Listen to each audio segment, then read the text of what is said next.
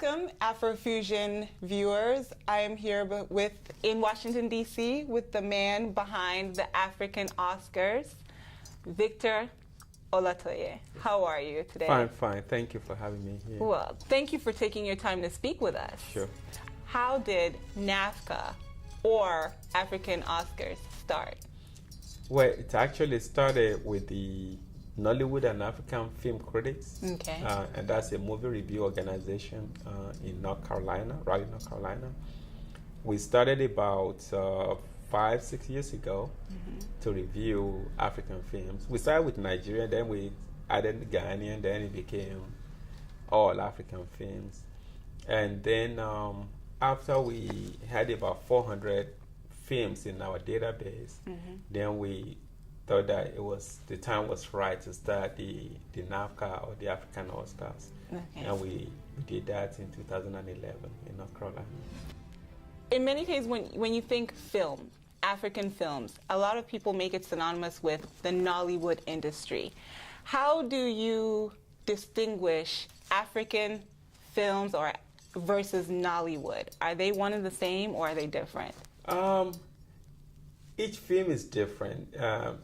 So one thing about being a film critic is that while watching the films, you get to know that that's a Kenyan film because you can see the cultural element in the film, the accent, the storyline sometimes different because people tap from their own personal experience. Okay. But overall, you still can tell it's an African story and it's an African movie.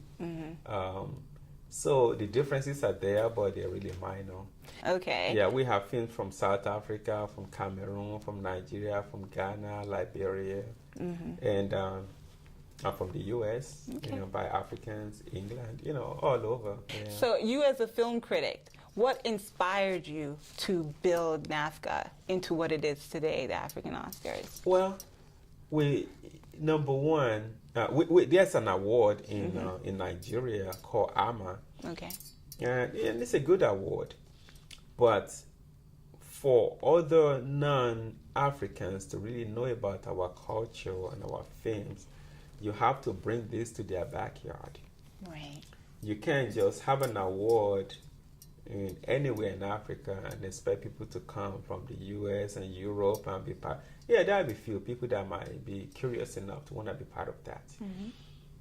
But if you bring it here, you'll be surprised, how receptive people are to these ideas if it's packaged right.